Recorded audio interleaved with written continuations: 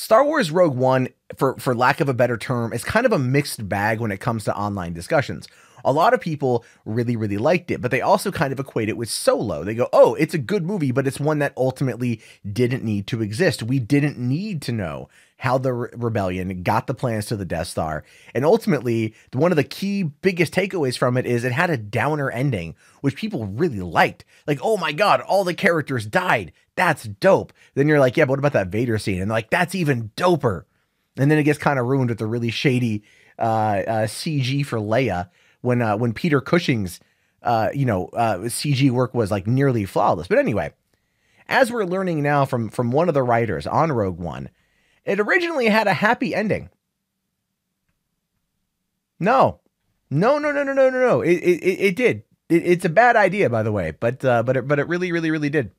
So it says here that Chris Weitz, who came in the middle version of the draft, recently said that Gary Whitta's version of the screenplay didn't have the ending. It says here, the version prior to my involvement didn't have everyone die.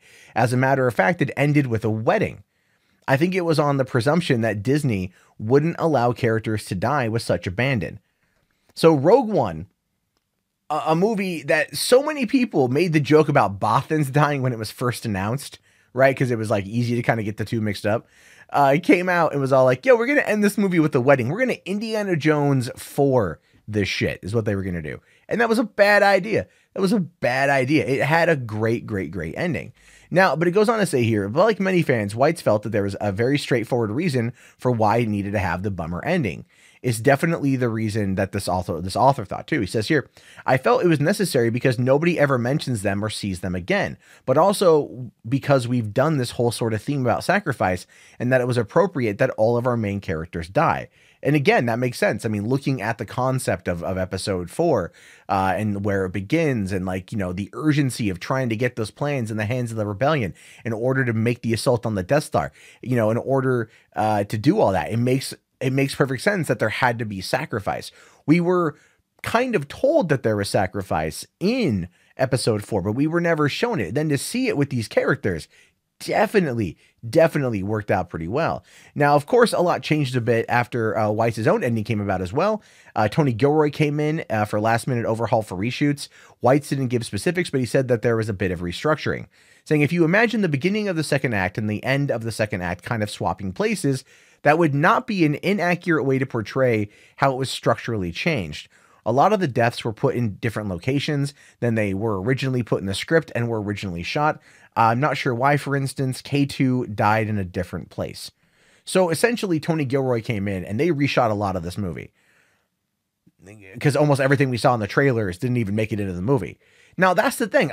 With Solo, and this also speaks to like the poor leadership of Kathleen Kennedy, but with Solo, I still want to see what 70% of the film they reshot. I want to see what Phil Lord and Chris Miller did. I want to see what they cut out. I want to see that cut. I also want to see the Gareth Edwards cut of Rogue One. I want to see what was put in there. I want to see what they shot because I feel like we would get two vastly different stories.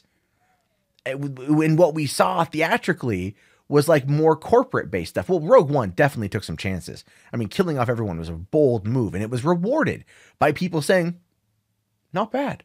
You know, Solo didn't take any chances ultimately, but it was, in my mind, I still really like it, but it didn't take any chances with a lot of stuff. And that's kind of one of the reasons why I think it got a bit of a middling response. It wasn't like a downer, darker ending, even though it did have a bit of a downside to it. It was in leading into further films that now won't exist. But still, it's like a wedding.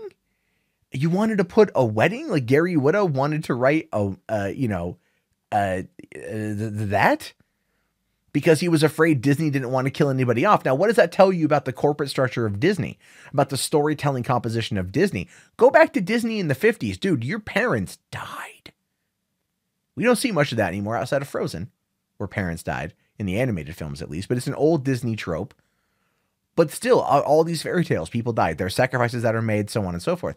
But it kind of felt like Disney wasn't going to do that, even though they sacrificed Mark Hamill and Luke Skywalker for at the end of the day, really no reason at the end of the day. But I can respect what Chris Weitz did coming in to change things up, to give it a downer ending, to not want to play it safe, and having it work out as well as it did. Even ultimately, what he wrote and what they shot originally, what we saw, were not the same thing.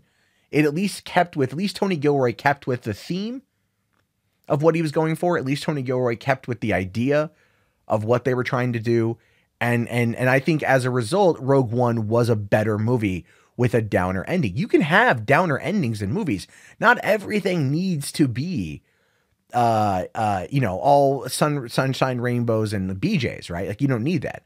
Look at Infinity War. Infinity War, downer ending. And everyone's all like, give me more. Empire Strikes Back, downer ending. Everyone's like, give me more in 3 years.